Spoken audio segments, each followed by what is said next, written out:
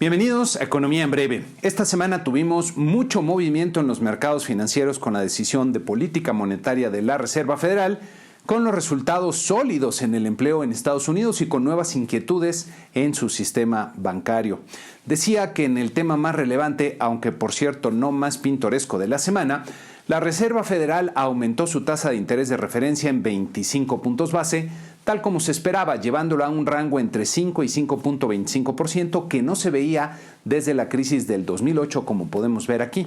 En su conferencia de prensa, el presidente del Fed, Jerome Powell, dejó ver la posibilidad de hacer una pausa en la siguiente decisión, pero señaló también que el trabajo de contener a la inflación aún no está concluido. Los mercados le apostaban a que este fue el último incremento en este ciclo de alza y que la tasa comenzará a bajar tan pronto como en este mismo año, a pesar de las advertencias de Powell de que si la inflación permanece elevada, seguirán subiendo las tasas de interés. Como están las cosas, la inflación subyacente o core en Estados Unidos debería seguir descendiendo hacia niveles del 4% hacia finales del año, y es ahí donde me parece que vendrá la siguiente prueba a la voluntad de la Fed, ya que para reducir la inflación del 4 al 2% requerirá o de muy buena suerte o de más potencia en la restricción monetaria. Nueva sorpresa positiva en el reporte de empleo del mes de abril en Estados Unidos. Los mercados anticipaban que la tasa de desocupación subiría del 3.5% observado en marzo a 3.6%, pero en lugar de eso se redujo a 3.4%, que ya había observado en el pasado mes de enero de este año, pero es el menor nivel desde 1969. Las nóminas no agrícolas aumentaron en 253,000 puestos, superando las 178,000 que se anticipaban en los mercados, manteniendo un fuerte ritmo en el mercado laboral. La buena noticia es que el mercado laboral no presenta atisbos de recesión, pero la no tan buena noticia es que esta fortaleza laboral puede mantener el impulso sobre la inflación y empujar a más alzas en las tasas de interés de la Reserva Federal. Esta semana también se reavivaron las tensiones en el sistema bancario de Estados Unidos, sobre todo los primeros días, ya que luego de que se concretara la venta forzada por la autoridad del banco First Republic a JP Morgan, se cayera el trato para fusionar Toronto Dominion con First Horizon, y luego de varios meses de negociaciones, ya que esto se anunció desde febrero del 2022, otros bancos regionales como PacWest y Western Alliance presentaron caídas dramáticas en los precios de sus acciones, y aunque luego se recuperaron un poco, esto sirve para recordarnos que la crisis bancaria todavía no termina. Me llamó la atención lo que comentó Bill Ackman, considerado un inversionista legendario por algunos medios y fundador del fondo Pershing Square, que decía que la confianza en una institución financiera se construye sobre décadas, pero se destruye en días, y que con cada dominó que cae, el siguiente banco más débil se tambalea. Aunque hay muchas diferencias respecto a lo ocurrido con la crisis del 2008, también hay similitudes importantes, y una de estas similitudes es que cuando se ha despertado el temor sobre la solvencia de algunas instituciones financieras, este temor se va extendiendo hacia los bancos que son percibidos como los más débiles en términos relativos. Así que hay que mantenerse atentos, porque a este tema aún le falta mucho, creo yo, para resolverse de forma definitiva. Los mercados financieros mostraron una volatilidad pronunciada, como pueden ver en la gráfica de nuestro promedio de 10 mercados accionarios, con una bajada en los primeros 4 días de la semana que se revirtió abruptamente el viernes con el reporte de empleo en Estados Unidos. Los mercados accionarios presentaron resultados diversos, como pueden ver en nuestro cuadro, con una pérdida promedio de 0.3%. La bolsa en México también perdió 0.3% en la semana, como ven aquí, terminando en los 54,937 puntos. Nuestro tipo de cambio se apreció de forma importante en la semana, alcanzando un nivel de 17.77 pesos por dólar. Pasando a México, el INEGI publicó las cifras de la Encuesta Nacional de Ocupación y Empleo del mes de marzo, que contiene mucha información para ver cómo va el mercado laboral en el país. El indicador más visto de esta encuesta es la tasa de desocupación, cuya evolución pueden ver en esta gráfica. En cifras originales, la tasa se redujo fuertemente a 2.4%, que es el menor nivel observado desde diciembre del 2002. Pero si tomamos las cifras desestacionalizadas para filtrar estos vaivenes que se dan a lo largo del año, entonces la tasa se quedó en 2.8%, también un nivel muy bajo y desde luego buenas noticias. En marzo de este año nuestra población de 15 años y más llegó a los 100 millones de personas y en esta lámina pueden ver algunos de los indicadores relevantes de la ENOE para entender mejor la situación del mercado laboral. Tenemos 59 millones de personas que están ocupadas, pero las que tienen propiamente un trabajo subordinado suman 40.6 millones. Las personas trabajadoras con acceso a servicios de salud son 22.9 millones y las que tienen un contrato escrito de base son solo 18.9 millones. La última parte de la gráfica es la más triste, ya que solo hay 5.6 millones de trabajadores ganando más de 2 salarios mínimos y solo 1.8 millones ganando más de 3 salarios mínimos. Como referencia, en noviembre pasado que hicimos este ejercicio, había 7 millones ganando más de 2 salarios mínimos y 2.5 millones ganando más de 3 salarios mínimos. Así que lo que vemos es que se están creando empleos, pero de baja remuneración, mientras se están perdiendo empleos mejor pagados. Por otro lado, el IMSS dio a conocer que en abril se registró un aumento de 24,000 asegurados, lo que resulta una cifra relativamente débil respecto a lo que es usual en este cuarto mes del año, como pueden ver en esta gráfica, con un promedio de 51,000 nuevos puestos de trabajo para este mes del 2010 al 2019. Desde luego, un solo dato no es suficiente para pensar que hay un cambio en la tendencia y en lo que va del año se han creado ya 447,000 nuevos puestos en los registrados en el IMSS, lo cual es muy positivo. Sin embargo, pudiera ser una primera señal de desaceleración que habrá que confirmar más adelante, entonces hay que estar atento a cómo van estas cifras. El INEGI publicó, por otro lado, las cifras de consumo privado del mercado interior del mes de febrero con una fuerte contracción mensual de 0.4%, luego de que en enero se presentara un sólido repunte de 1.8%. En este cuadro pueden ver que fue el componente de bienes importados el que cayó con fuerza 5.9%, arrastrando al consumo total, aunque también el componente de bienes nacionales se contrajo. En la gráfica podemos ver la modesta baja de febrero que retrasa un poco el alcanzar la tendencia que llevaba el consumo. En contraste, la inversión presentó un fuerte crecimiento de 1.9% mensual en febrero, como ven en este cuadro del INEGI, impulsada sobre todo por el componente importado de maquinaria y equipo, a contrapelo, por cierto, de lo mostrado por el consumo privado. Con este resultado, la inversión continúa su recuperación acelerada, como vemos en esta otra gráfica. El componente de maquinaria y equipo es el que ha mostrado mayor dinamismo, como pueden ver aquí en esta otra gráfica, mientras que la inversión en construcción sigue lejos todavía de los niveles previos a la pandemia, como vemos acá. Llama la atención la recuperación en la inversión, que al parecer se explica en gran medida por la inversión pública en los proyectos insignia del presidente, proyectos que demostrarán ser inviables financieramente con el paso del tiempo. Este gobierno está destinando grandes cantidades, diría cantidades monstruosas de recursos, déjenme ponerlo así, para invertir en fábricas de cassettes cuando el mundo está avanzando en la computación cuántica y en la inteligencia artificial, es decir, estamos retrocediendo mientras que el resto del mundo sigue avanzando. Por otra parte, las remesas que mandan los trabajadores mexicanos en el extranjero a sus familias en México sumaron 5.2 miles de millones de dólares en el mes de marzo, nuevo nivel récord para un mes similar. En esta siguiente gráfica podemos ver que el número de remesas enviadas superó los 13 millones, que correspondería en números gruesos al número de personas que las reciben aquí en México, ya que en lo general se envía una remesa al mes en promedio. El monto promedio de la remesa se acercó nuevamente a los $400, como pueden ver en esta otra gráfica.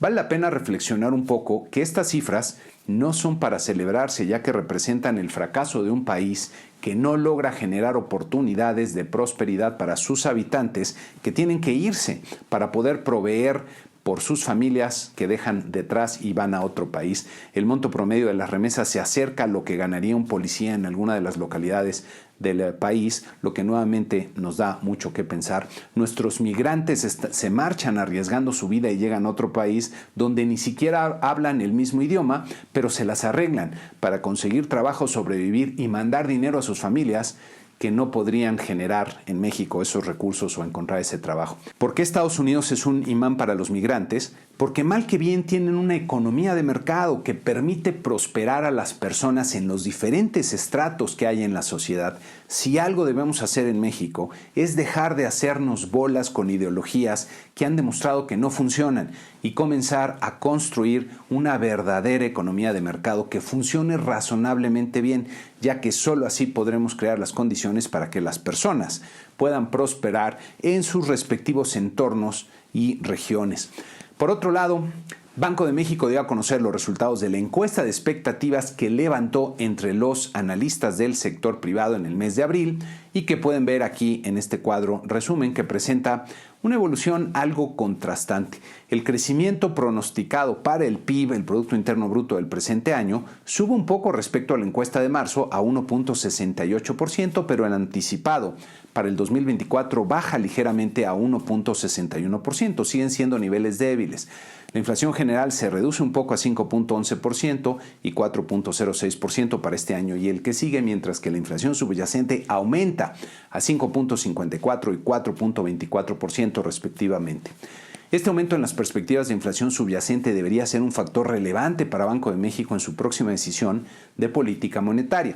Para el tipo de cambio pronosticado para el cierre del año se presentan reducciones importantes a 19.16 pesos por dólar y 19.88 para el 2023 y 2024. Si vemos la evolución del tipo de cambio en los últimos años, podemos notar un punto de inflexión hacia finales de octubre del año pasado, cuando comienza una tendencia descendente que ha continuado hasta esta semana. ¿Qué pasó en aquel momento? Revisando mi programa 288, que pueden ustedes revisar en YouTube, encontré que se combinaron varios resultados afortunados, diría yo, en algunos indicadores.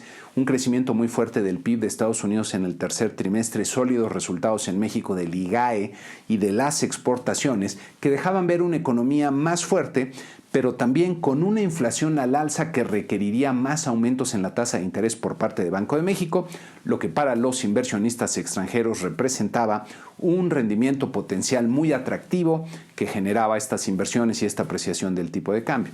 En esta gráfica pueden ver que los mercados accionarios del mundo tocan fondo y comienzan con un repunte que han continuado también hasta la fecha, aunque con algunos vaivenes. ¿Qué tanto podría continuar un peso tan fuerte?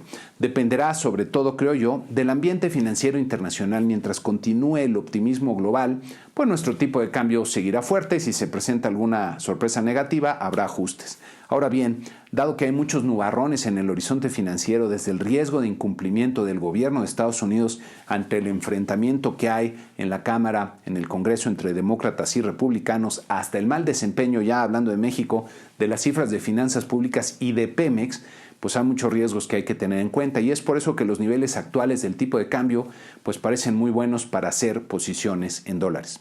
Regresando a la encuesta, los pronósticos para la tasa de interés de referencia monetaria al cierre del año se redujeron un poco a 11.14 para este año y 8.49% para el siguiente.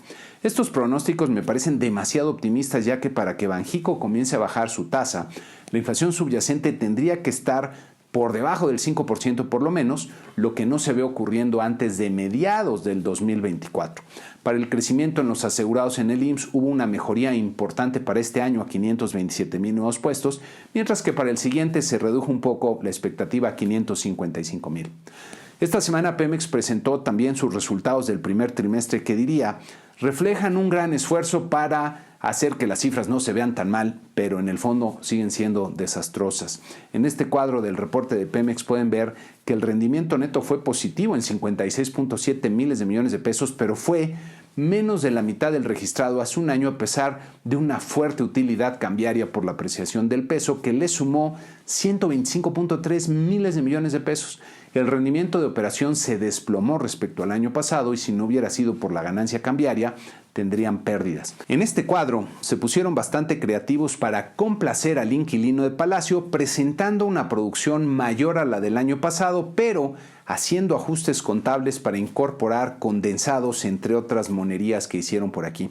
En esta siguiente gráfica pueden ver la producción de petróleo crudo que registra el INEGI y que a febrero alcanzaba 1.56 millones de barriles diarios, siendo notable el desplome que se ha dado en la producción. Esta gráfica me parece una vergüenza y me llena de indignación porque algo que están logrando aumentar son las ventas de combustóleo, con las que alimentan varias plantas de la Comisión Federal de Electricidad. Hace un par de semanas tomé esta foto algo temprano por aquí en la casa que deja ver los niveles de contaminación en el Valle de México y que en buena medida se debe a lo que está haciendo la planta de Tula con este combustóleo. En esos días, por cierto, uno de mis hijos se sintió muy mal y le diagnosticaron una rinitis, es decir, una inflamación en las nariz y vías respiratorias, cosa que nunca le había pasado, pero pues a las autoridades realmente no les importa la salud de la gente aquí en el Valle de México mientras le den gusto al presidente. Regresando al reporte, algo que preocupa en serio es la gran cantidad de vencimientos de deuda externa que tienen que pagar en lo que resta del año, 12,446 millones de dólares. Con los mercados financieros bajo estrés monetario y bancario reciente va a estar muy complicado. Y me da la impresión que en Pemex están muy confiados de que Hacienda les dará recursos de alguna forma, pero no veo a los de Hacienda demasiado dispuestos a ayudar. Además, que en Hacienda tienen sus propios problemas que resolver luego de la fuerte caída en la recaudación en lo que va del año. Que no nos sorprenda que se esté generando un problema financiero muy fuerte en Pemex y en las finanzas públicas y que esto en algún momento pudiera estallar y darnos una serie de sorpresas negativas, sobre todo ahora que viene un cambio de sexenio que a todas luces será muy complicado. En el entorno político no podemos dejar de mencionar un par de temas. Primero, las revelaciones hechas por Latinus sobre los negocios de los hijos o del hijo del presidente, del hijo Andrés, en torno a la cancelación del aeropuerto de Texcoco, que revela nuevamente la corrupción rampante alrededor del presidente, que simplemente no quiere verla para seguir con su narrativa cada vez más alejada de la realidad. Lo segundo es la renuncia de facto de Ricardo Monreal como corcholata de Morena, que básicamente perdió la batalla y fue anulado en el Senado, así que se quedó sin fichas para negociar. Esto cambia el balance al interior de Morena. La semana que inicia tendremos en México las cifras de inflación del mes de abril, que serán un insumo fundamental para la siguiente decisión que tomará Banco de México con su política monetaria, y ya veremos qué es lo que hace después de que el FED subió la tasa. También tendremos las ventas de la ANTAD y las cifras de la industria automotriz del mes de abril, terminando con las cifras de producción industrial del mes de marzo. En Estados Unidos habrá que estar atentos a las discusiones en el Congreso para ver si avanzan en algún acuerdo para elevar el techo de deuda y evitar el incumplimiento. Hay que recordar que ya el Tesoro está tomando medidas para evitarlo. Tendremos también los datos de la inflación al consumidor del mes de abril. Pasando a la siguiente sección, les tengo un cambio que espero que encuentren afortunado. La sección Da Vinci va a ceder su espacio de forma intermitente con una nueva sección en la que voy a estar haciendo algunas reflexiones sobre la economía y algunos temas relevantes, y esta sección la vamos a llamar Adam Smith, en honor al gran pensador que transformó el mundo y que es considerado el padre de la economía. Y qué mejor que comenzar con una reflexión de este gran pensador cuyos mensajes importantes me parece que no se han comprendido bien y en muchos casos se han mal interpretado. Mucha gente asocia a Smith con la metáfora de la mano invisible y lo ven como el fundador del capitalismo, interpretando que justificaba el egoísmo a ultranza y por consiguiente todos los males que se le asocian al capitalismo. Sin embargo, Smith era un filósofo agudo y de hecho era un profesor de filosofía moral interesado en el bienestar de las sociedades. También era un gran observador de la naturaleza humana, llegando a conclusiones que hoy día están siendo respaldadas por las neurociencias más avanzadas. Su libro más conocido y citado es La riqueza de las naciones, que influyó como pocos en la construcción del mundo moderno. Pero el primer libro de Adam Smith es La teoría de los sentimientos morales y lo conoce menos gente y vale la pena retomar justamente su primer párrafo. Tan egoísta como se suponga que es el hombre, hay evidentemente algunos principios en su naturaleza que hacen que se interese en la fortuna de otros y hacen su felicidad necesaria para él, aunque no obtenga nada excepto el placer de verla. Somos seres sociales que dependemos unos de otros y la evolución se ha asegurado de instalar en nuestra biología los mecanismos para favorecer la interacción entre las personas. En su segundo libro, del que hablaremos en otra ocasión, Smith encuentra la forma en que esta interacción favorece la creación de riqueza, que posteriormente llamaremos economía de mercado, y que nuevamente es un concepto sujeto a muchas malas interpretaciones y perjuicios que ya estaremos revisando.